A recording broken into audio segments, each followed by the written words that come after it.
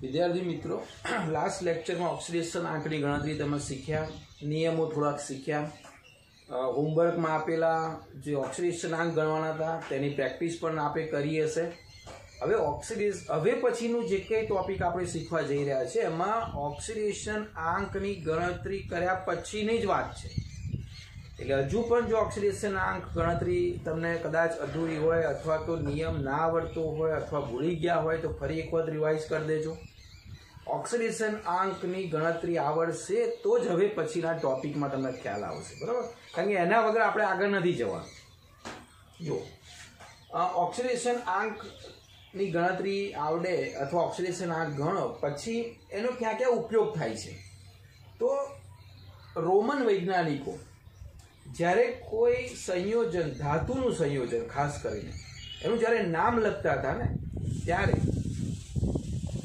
Roman અક્ષરમાં oxidation આંક અંદર લખતા હતા। હું સમજાવું તમને। એ પદ્ધતિને સ્ટોક નોટેશન પદ્ધતિ અથવા તો સ્ટોક સંકેત પદ્ધતિ તરીકે પણ ઓળખવામાં આવે છે। આલ્ફ્રેડ સ્ટોક નામના વૈજ્ઞાનિકે આ શોધી હતી। એટલે કે જ્યારે કોઈ પણ ધાતુનું સંયોજન હોય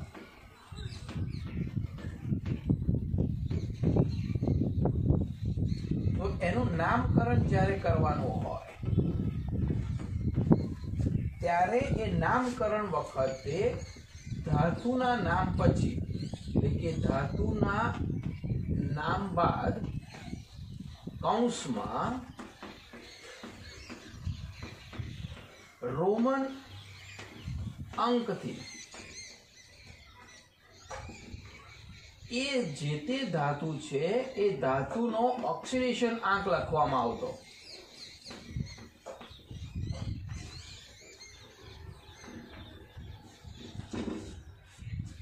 ઉદાહરણ લઈએ છીએ આપણે।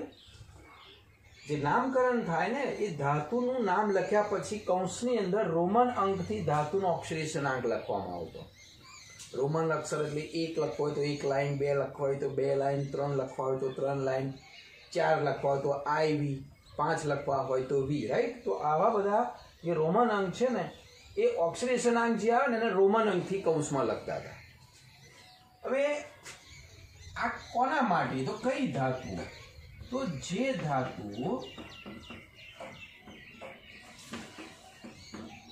એકથી વધુ ઓક્સિડેશન અંક ધરાવે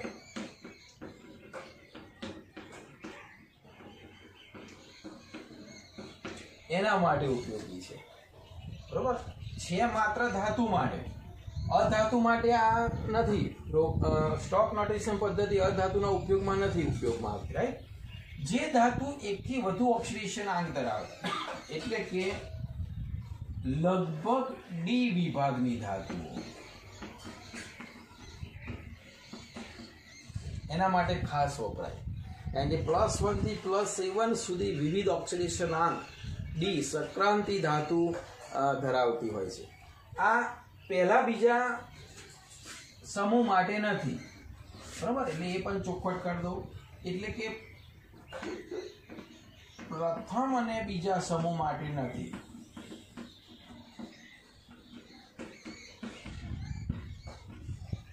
જે પ્રથમ ને બીજા સમૂહમાં કયા કયા આવે તો કે Na છે, પછી Mg છે, બરોબર? આવા બધા માટે વપરાતી નથી કારણ કે એનો ઓક્સિડેશન આંક બદલાવાનો જ નથી, એક જ રહેવાનો।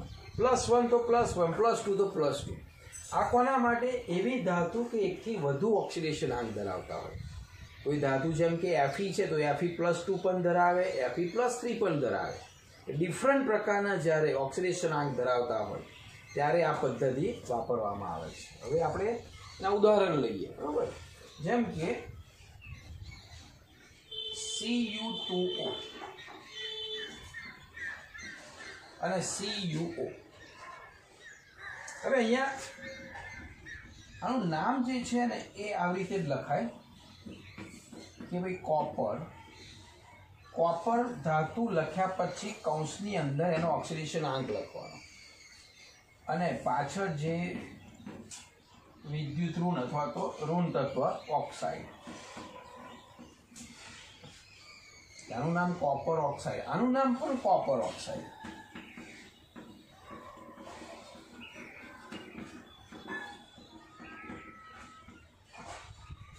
ફરક ક્યાં પડે છે? કૌંસમાં રહેલા ઓક્સિડેશન આંક નંબર. હવે આ બંનેમાં કોપરનો ઓક્સિડેશન આંક શોધીએ તો અહીંયા કોપરનો ઓક્સિડેશન આંક શોધવો હોય તો આપણે શીખ્યા હતા આ -2 પેલી બાજુ જાય, +2 ભાગ્યા 2 +1, અને એવી રીતે ના આવડે તો શોર્ટ પદ્ધતિ આપણે આવર્ત કોષ્ટકમાં શીખ્યા હતા. આ 2 અહીંયા જાય તો -2, આ 1 અહીંયા જાય તો +1, તો Cu નો +1, O નો -2, બરોબર. તો Cu નો અહીંયા +1 ઓક્સિડેશન આવ્યો, બરોબર. અહીંયા Cu નો ઓક્સિડેશન કેટલો આવ્યો? +1. હવે અહીંયા જુઓ O નો -2 એકે છે નહીં, તો Cu નો +2 હોય તો આ જગ્યાએ કેટલો છે? આનો +2 છે તો રોમન અક્ષરની અંદર 2 લખવાનું, કારણ કે આ ધાતુ માટે એટલે ધન જ આવવાના, ઋણ શબ્દ અહીંયા આવવાનો જ નથી, રાઈટ. તો આનું Cu2O છે એનું નામ છે કોપર 1 ઓક્સાઇડ, અને CuO છે એનું નામ કોપર 2 ઓક્સાઇડ. એ રીતે ડિફરન્ટ થયા. તો કે રોમન અક્ષરમાં કૌંસમાં ધાતુ પછી તરત જ ઓક્સિડેશન આંક લખવાનો. ફરીથી Cu2O નો ઓક્સિડેશન આંક 2 અહીંયા જાય -2, 1 અહીંયા જાય +1, Cu નો +1, એ રીતે પણ ચાલે. અને -2 લખીને પછી સાદુરૂપ આપીને આપણે ગણતરી કરીએ એ પ્રમાણે પણ ચાલશે, રાઈટ. અહીંયા +2 ને -2 એટલે નથી લખતા આપણે, એટલે CuO તો અહીંયા કોપર જે છે એનો ઓક્સિડેશન આંક +2 છે, અહીંયા Cu2O છે એમાં ઓક્સિડેશન આંક +1 છે, એટલે બદલાઈ ગયા. કોપરના 2 ઓક્સિડેશન આંક થયા. એટલે અહીંયા 1 છે તો રોમન અક્ષરમાં 1 લખ્યું, અહીંયા 2 છે તો રોમન અક્ષરમાં 2 લખ્યું. આ રીતે નામકરણ. આપણે બીજા કેટલાક એક્ઝામ્પલ જોઈએ છે. હવે આનું બીજું નામ પણ છે, અને એમાં રોમન અક્ષર લખવાની જરૂર નથી, અને લખીએ તો પણ કોઈ પ્રશ્ન નથી. તો એમાં તમારે યાદ રાખવાનું છે કે જ્યારે ઓછો હોય ઓક્સિડેશન આંક, એટલે કે લેસ હોય, તે વખતે OUS, બરાબર. તો એ વખતે તમારે અસ શબ્દ યાદ રાખીશું. અને જ્યારે હાઈ હોય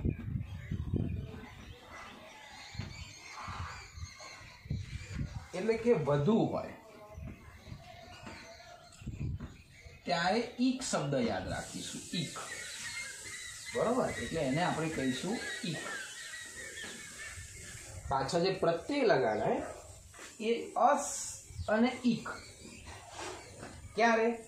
જો એ તમારે યાદ રાખવું હોય તો આ સ આવે છે, સ લેસ એટલે સ, તો અસ સ આવે. અહીંયા આઈ આવે છે, આઈ, બરોબર. તો અહીંયા પણ આઈ આવે, ઈક. એવી રીતે યાદ રાખજો, ભૂલી ના જવાય. હા, લેસ તો અસ, હાઈ આઈ, હાઈ આઈ તો ઈક. એવી રીતે પણ યાદ રાખી શકશો, બરોબર. તો જો આનું નામ હું લખું છું, કોપરનું પાછળ અસ લગાય એટલે એને ક્યુપ્રસ એવું લખાઈ જશે. કેટલાક નામ ચેન્જ થઈ જાય છે. ક્યુપ્રસ પછી કૌંસમાં તમારે રોમન અક્ષર લખવું હોય તો લખાય, બાકી ચાલશે. Cuprous oxide. કોપર 1 ઓક્સાઇડ નું બીજું આવી રીતે નામ પણ લખાય, ક્યુપ્રસ 1 ઓક્સાઇડ. અને કોપર નું ક્યુપ્રસ માં ઈક આવે તો અહીંયા ક્યુપ્રિક, અને ક્યુપ્રિક 2 ઓક્સાઇડ. આવી રીતે નામ આવશે, ક્યુપ્રસ ઓક્સાઇડ અને ક્યુપ્રિક ઓક્સાઇડ. આપણે બંને યાદ રાખીશું, બરોબર. ફરીથી ઓછો આંક હોય તો અસ, વધારે હોય તો ઈક. Sulphurous acid, sulphuric acid, phosphorous acid, phosphoric acid, બરોબર. આ બધા કેમ અસ ને ઈક આવે છે એનું કારણ આ છે, વધારે ઓક્સિડેશન આંક હોય તો ઈક શબ્દ, સલ્ફ્યુરિક બોલીએ છીએ આપણે, સલ્ફ્યુરિક એસિડ. ઓછો ઓક્સિડેશન આંક હોય તો સલ્ફ્યુરસ એસિડ, બરાબર. તો આપણે એ રીતે યાદ રાખીશું. તો તો ફરીથી ફાસ્ટ કહી દઉં તમને, સ્ટોક નોટેશન પદ્ધતિ રોમનના વૈજ્ઞાનિકો વાપરતા હતા. આલ્ફ્રેડ સ્ટોક નામના વૈજ્ઞાનિક, જર્મન વૈજ્ઞાનિક છે, એને શોધેલી છે. આ ધાતુના સંયોજનના નામકરણમાં વપરાય છે. ધાતુના નામ પછી તરત જ કૌંસમાં ઓક્સિડેશન આંક રોમન અક્ષરથી લખવામાં આવે છે. આ કઈ ધાતુઓ એકથી વધારે ઓક્સિડેશન આંક ધરાવતી હોય એના માટે જ છે. પહેલા બીજા સમૂહની ધાતુઓ માટે નથી આ, કારણ કે તે માત્ર એક જ ઓક્સિડેશન આંક ધરાવે છે. અહીંયા ઉદાહરણ લીધા આપણે, કોપર 1 ઓક્સાઇડ, કોપર 2 ઓક્સાઇડ. ઓછો ઓક્સિડેશન આંક હોય તો ક્યુપ્રસ ઓક્સાઇડ, વધારે હોય તો ક્યુપ્રિક ઓક્સાઇડ. બરાબર, બીજા કેટલાક ઉદાહરણ લઈએ છીએ.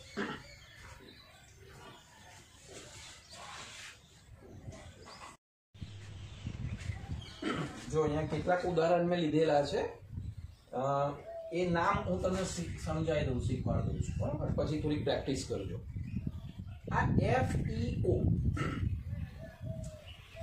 Fe એટલે આયન, આયન ઓક્સાઇડ લખેલું છે.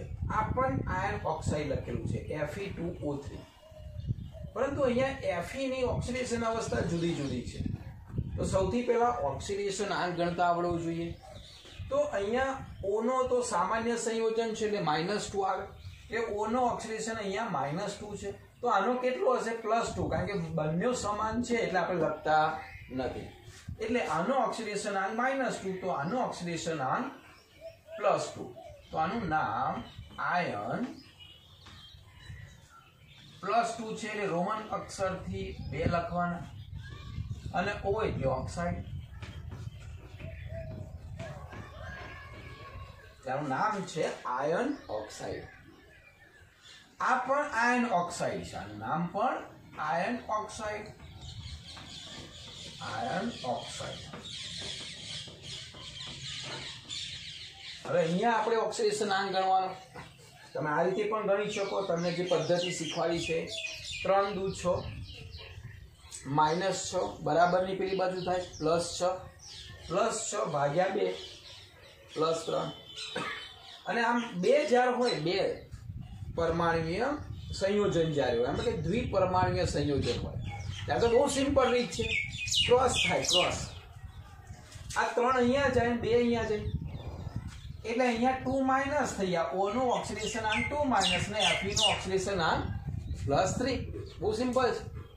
એટલે અહીંયા આ +3, તો Fe નો ઓક્સિડેશન આંક +3, તો રોમન અક્ષરની અંદર આપણે લખવાના છે 3. ક્લિયર? તો આનું નામ છે આયન 2 ઓક્સાઇડ, આનું નામ છે આયન 3 ઓક્સાઇડ. ચલો અહીંયા પણ એવું છે, જો આવડશે, ફેરસ સલ્ફેટ અથવા તો આયન સલ્ફેટ. આયનને ફેરસ પણ કહેવામાં આવે છે. તો અહીંયા આપણે વાત કરીએ તો આયન સલ્ફેટ, આયન જ લઈએ અત્યારે. તો આયન કૌંસમાં પછી આવશે સલ્ફેટ, કારણ કે SO4 એટલે સલ્ફેટ.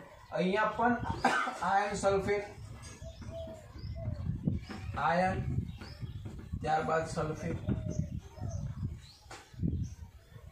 ચલો ઓક્સિડેશન આંક SO4 તો 2 જ હોય. SO4 જે સલ્ફેટ છે એનો વીજભાર -2 જ હોય, તો આનો +2 હશે, કારણ કે એક પણ વીજભાર લખેલો નથી, એટલે અહીંયા 2 વીજભાર, એટલે કે 2 ઓક્સિડેશન આંક. અહીંયા જો આખું સંયોજન ગણીએ તો આ 3 અહીંયા જાય, 2 અહીંયા જાય, એટલે SO4 2 - તો 3 અહીંયા. તો Fe નો કેટલો થયો ઓક્સિડેશન આંક? 3. બરાબર, સિમ્પલ છે ને. ચલો અહીંયા Cr નો ગણવાનો. કેવી રીતે ગણવાનું? 3 દૂ 6 ડાયરેક્ટ આવડવો જોઈએ. 3 દૂ 6, -6 પેલી બાજુ જાય, +6 ભાગ્યા 2, કારણ કે 2 Cr છે એટલે +3. તો અહીંયા આવશે, આ Cr એટલે ક્રોમિયમ કહેવાય, O એટલે ઓક્સાઇડ, ક્રોમિયમ ઓક્સાઇડ. પણ ક્રોમિયમ નો કેટલો? 3. અને આ રીતે પણ આવડશે, જો 3 + 2 - અહીંયા 3 આવશે. ક્લિયર? ફરીથી 3 અહીંયા જાય એટલે +3, 2 અહીંયા જાય એટલે -. આપણે આવર્ત કોષ્ટકમાં શીખ્યા હતા. એટલે આનું નામ છે ક્રોમિયમ 3 ઓક્સાઇડ.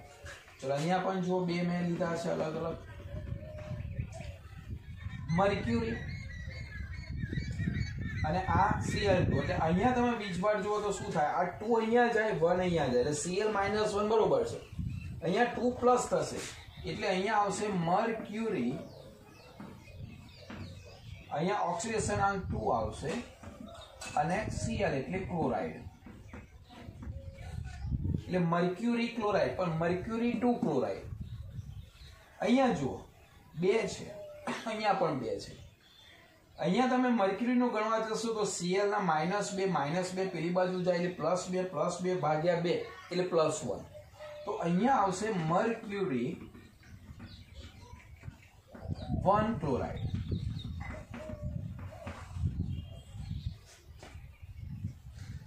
ચલો અહીંયા SnCl2 Sn એટલે ટીન લઈએ છીએ આપણે તો ટીન ક્લોરાઇડ છે બરોબર તો આનું નામ છે ટીન ક્લોરાઇડ આનું નામ પણ ટીન ક્લોરાઇડ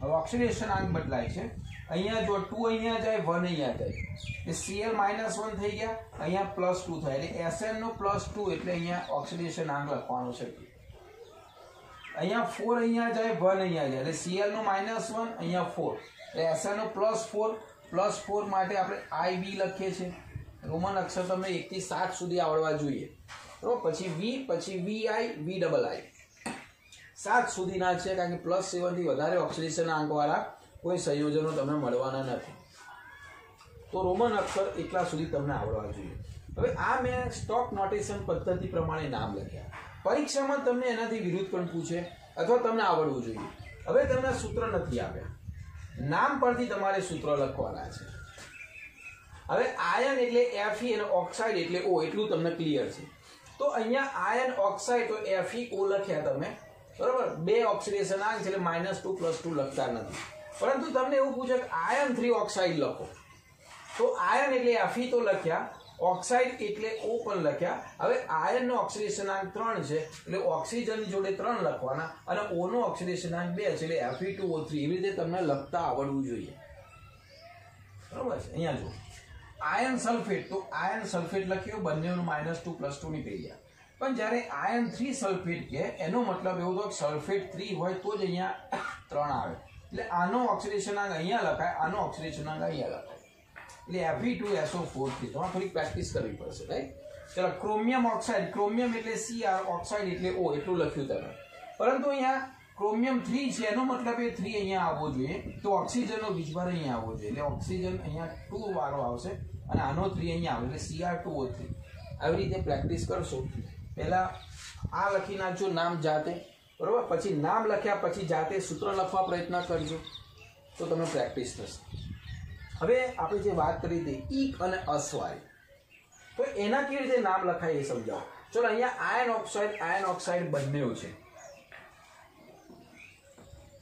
તો બીજું નામ કેવી રીતે લખાય તો આયન 2 અને આયન 3 તો અહીંયા ઓછો છે અહીંયા વધારે છે અહીંયા ઓછો છે અહીંયા વધારે છે લેસ છે હાઈ છે લેસ છે એટલે અસ આવે હાઈ છે એટલે ઈક આવે તો અહીંયા આયનની જગ્યાએ ફેરસ કેટલાક નામ આવી રીતે પણ બનશે ફેરસ 2 ઓક્સાઇડ અથવા તો ફેરસ ઓક્સાઇડ બરાબર અને અહીંયા ઈક વધારે છે એટલે ફેરિક એટલે અહીંયા આવશે ફેરિક 3 ઓક્સાઇડ એટલે ઉપરનું નામ ફેરસ ઓક્સાઇડ નીચેનું નામ ફેરિક ઓક્સાઇડ આ બુકમાં નથી આ બધી અમુક બાબતો પણ એન્ટ્રન્સ એક્ઝામમાં પૂછાય છે એટલા માટે હું લખાવું છું બરોબર એટલે નીટનો પણ એક અગત્યનો ટોપિક અહીંયા આવી જાય છે આયન 2 સલ્ફેટ આયન 3 સલ્ફેટ તો આનું નામ પણ તમને લખતા આવડશે કે ફેરિક સલ્ફેટ ફેરસ સલ્ફેટ પહેલા ઉપર ફેરસ 2 સલ્ફેટ ત્રીજામાં ફેરિક સલ્ફેટ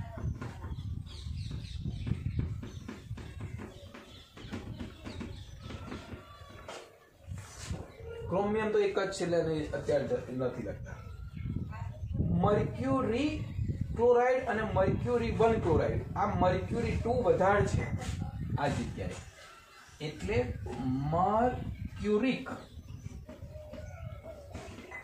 2 ક્લોરાઇડ.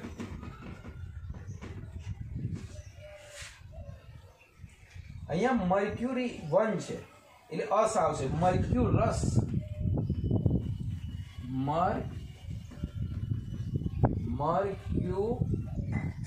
મર્ક્યુરસ કેટલા? 1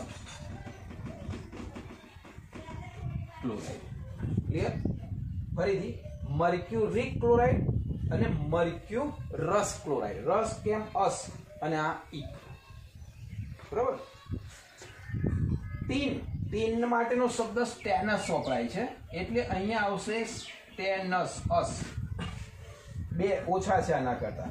સ્ટેનસ ક્લોરાઇડ, સ્ટેનસ 2 ક્લોરાઇડ.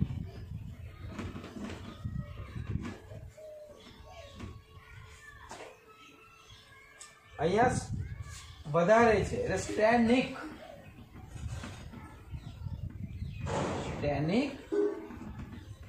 4 ક્લોરાઇડ.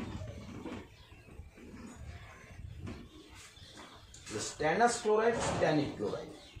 તો આવી રીતે કેટલાક સામાન્ય નામથી પણ ઓળખાય છે. વધારે ઓક્સિડેશન આંક હોય તો ઈક, ઓછો હોય તો અસ. અને આ આપણા સ્ટોક નોટેશન પ્રમાણેના નામ છે. હવે તમારે ખાસ પ્રેક્ટિસ માટે હોમવર્કમાં કોયડો 8.3 એમાં તમને નામ નથી પૂછ્યા, તમને ખાલી એટલું પૂછેલું છે કે રોમન અક્ષરથી ઓક્સિડેશન આંક લખવાનો છે. તો આપણે અહીંયા રોમન અક્ષરથી ઓક્સિડેશન આંક એટલો નહીં લખીએ, ટ્રાય કરીશું જેટલા નામ આવડે એટલા તમે લખજો. બરાબર. અને બીજો સ્વાધ્યાયની અંદર 8.6 એમાં તમને આવા સૂત્ર આપેલા છે, સોરી નામ આપેલા છે. નામ પરથી તમારે અણુસૂત્ર લખવાના છે. બરાબર. પ્રેક્ટિસ કરજો. ફરીથી ત્યાં નામ આપેલા છે, નામ પરથી તેના અણુસૂત્ર લખવાના છે. અને અણુસૂત્ર ઉપરથી નામ, આવી ફૂલ પ્રેક્ટિસ કરજો. આ ઈ, અસ અને ઈક વાળી પણ પ્રેક્ટિસ કરજો. એટલે કોઈક વખત તમને એવો એમસીક્યુ પૂછે, બરોબર, નામ કે નામ ઉપરથી સૂત્ર, સૂત્ર ઉપરથી નામ, અથવા પૂછે કે ભાઈ ફેરિક ક્લોરાઇડમાં નીચેમાંથી કયું અણુસૂત્ર છે, તો બધા તમને Fe અને Cl દેખાતા હશે, તો તમને ખબર હોવી જોઈએ. બરોબર. ફરીથી સમજાવી દઉં. એસિડમાં તમે શીખ્યા સલ્ફ્યુરિક એસિડ, સલ્ફ્યુરસ એસિડ, એ પણ લખજો. સલ્ફ્યુરસ એસિડનું સૂત્ર લખીને એસનો ઓક્સિડેશન આંક ગણજો, સલ્ફ્યુરિકમાં ગણજો. સલ્ફ્યુરસમાં ઓછો ઓક્સિડેશન આંક આવશે H2SO3 અને H2SO4માં વધારે ઓક્સિડેશન આંક આવશે. બરાબર. ફોસ્ફરિક એસિડ, ફોસ્ફરસ એસિડ, તો સૂત્ર ઉપરથી તમને ખબર પડે H3PO3 તો ફોસ્ફરસ એસિડ, H3PO4 તો ફોસ્ફોરિક એસિડ. તમને એના ઉપરથી આગળ જેમ જેમ આવા અસ ને ઈક આવશે તેમ તેમ તમને ખ્યાલ આવશે કે ભાઈ ઓક્સિડેશન આંક અહીંયા ઓછો છે, અહીંયા વધારે છે. બરાબર.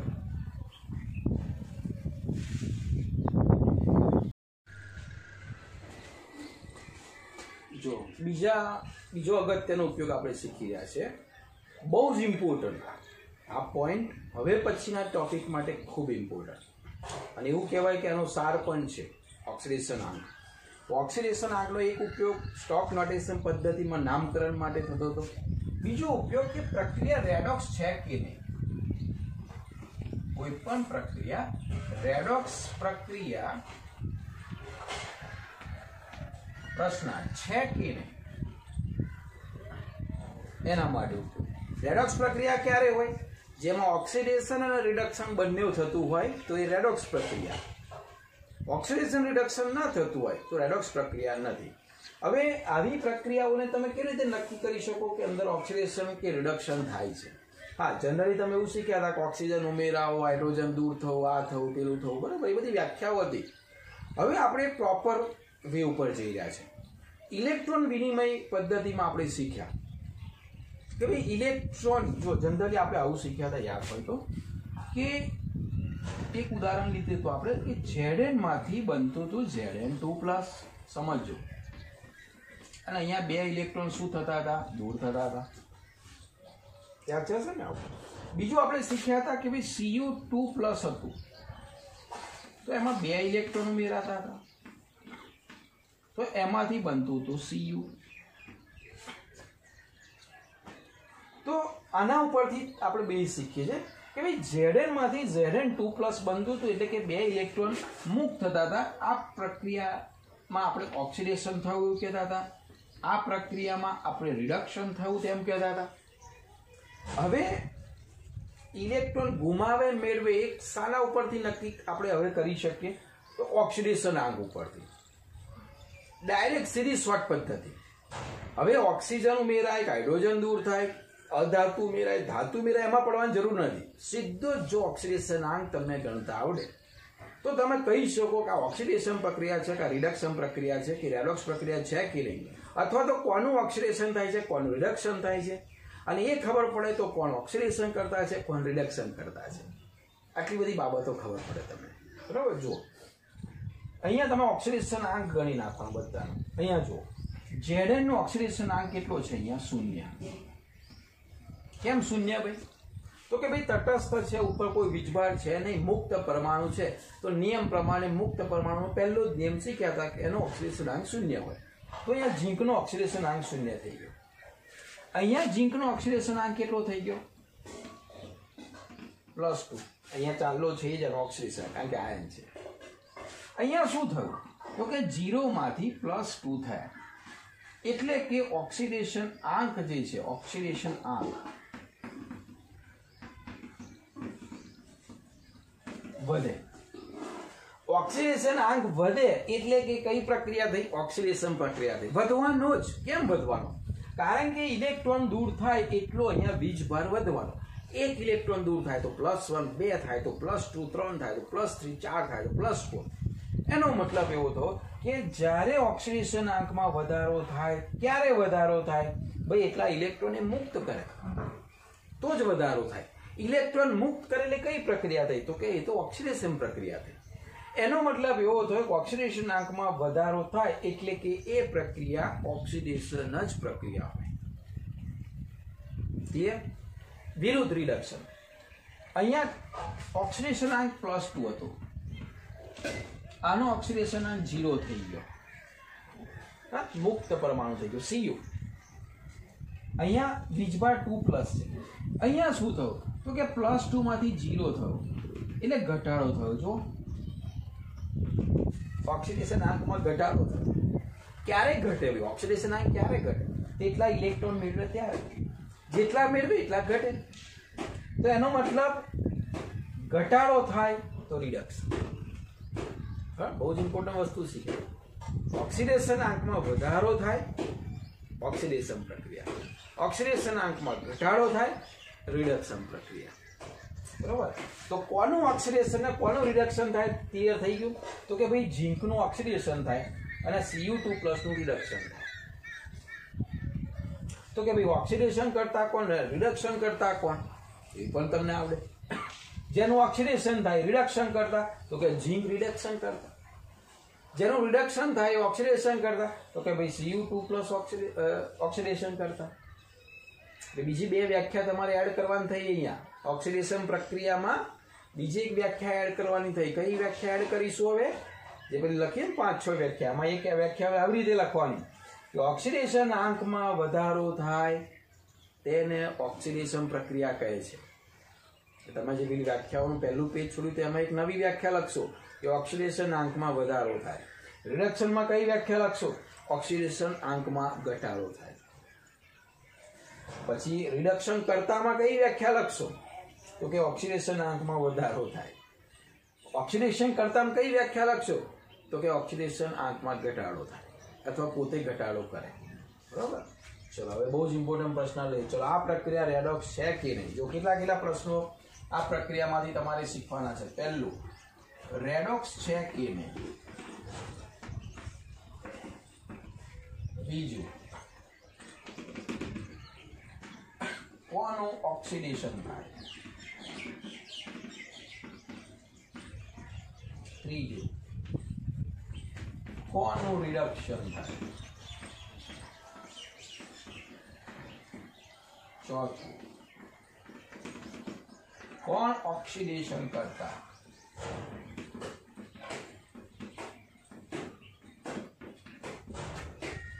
પાંચમું,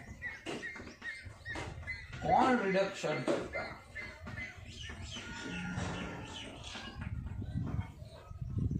છઠ્ઠું, કોણ પ્રેક્ષક?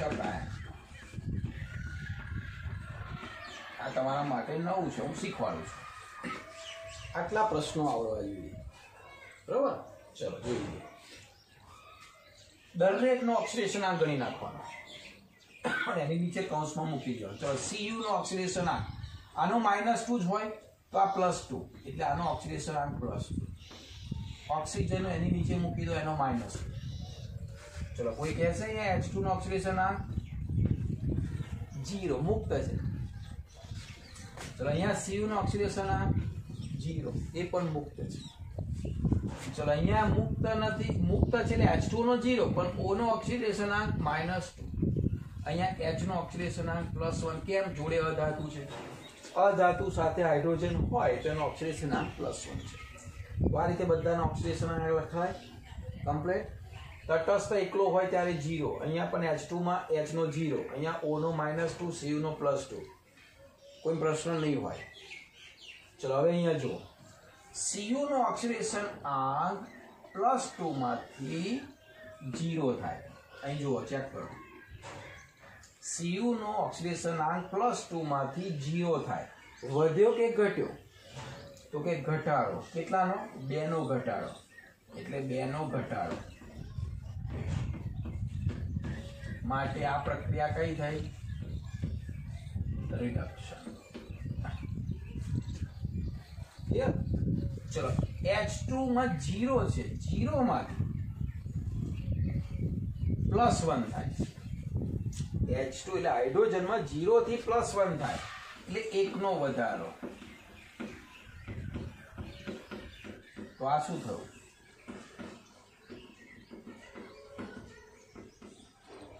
ઓક્સિડેશન થયું. ઓક્સિજનમાં શું થયું?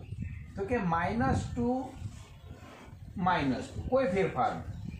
અહીંયા પણ -2 ઓક્સિડેશન અવસ્થા, અહીંયા પણ -2 ઓક્સિડેશન અવસ્થા. એટલે એ નથી ઇલેક્ટ્રોન મેળવતો કે નથી ઇલેક્ટ્રોન ગુમાવતો. તો જ્યારે અહીંયા કોઈ ફેરફાર ના થાય એટલે કે ઓક્સિડેશન આંકમાં કોઈ ફેરફાર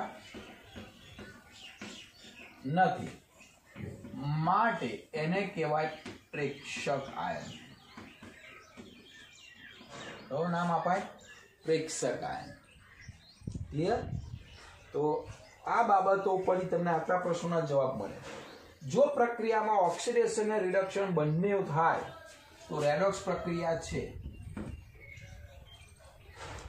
કોનું ઓક્સિડેશન થાય? તો ઓક્સિડેશન કોનું થયું? H2 નું. તો ઓક્સિડેશન કોનું થયું? H2. કોનું રિડક્શન થયું? તો કે છે Cu. આખું પણ લખી શકાય. હા, આખું પણ લખી શકાય, અથવા તો Cu નું, અથવા તો CuO નું.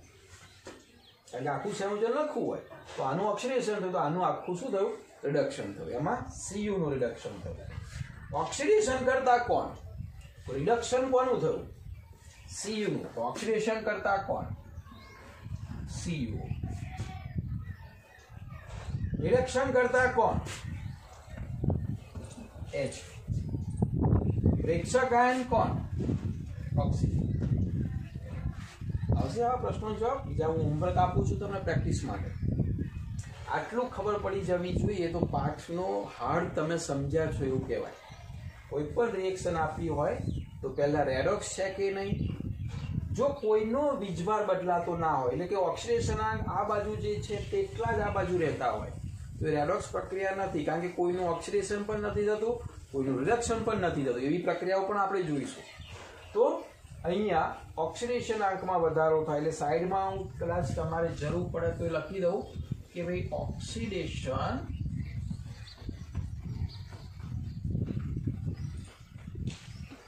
આંકમાં જો વધારો થાય તો એ ઓક્સિડેશન પ્રક્રિયા થઈ. જો ઘટાડો થાય તો એ રિડક્શન પ્રક્રિયા થઈ.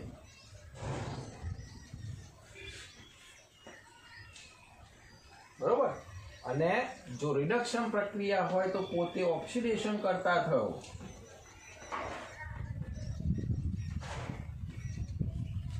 અને ઓક્સિડેશન થતું હોય પોતે રિડક્શન કરતા થયો. શોર્ટમાં ઉપર એક નોંધ રિમેમ્બર કરી મૂકી રાખજો સાઈડમાં, બરાબર, બહુ જ ઇમ્પોર્ટન્ટ છે. તો આ સામાન્ય ઉદાહરણ થયું, આ પ્રોપર્ટીનું ઉદાહરણ લખ્યું. આટલા પ્રશ્નોના જવાબ તમને આવડવા જોઈએ, બરાબર. કેટલાક પ્રશ્નો બીજા હું તમને આપું છું, તમારે મને નક્કી કરીને કહેવાનું છે.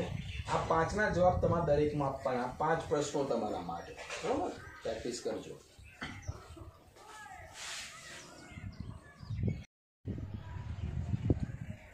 જો આ કેટલાક ઉદાહરણ તમને આપેલા છે.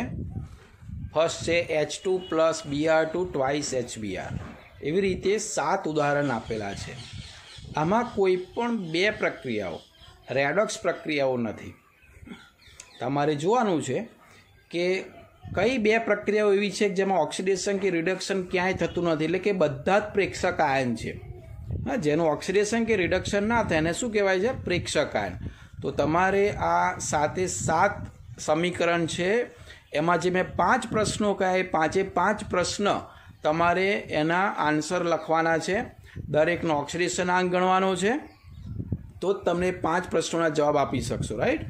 અને બીજું હોમવર્કની અંદર સ્વાધ્યાય 8.3 કોયડો જે છે, સ્વાધ્યાયનો દાખલો જે છે તે 8.13, 8.22, 8.1 અને 8.2.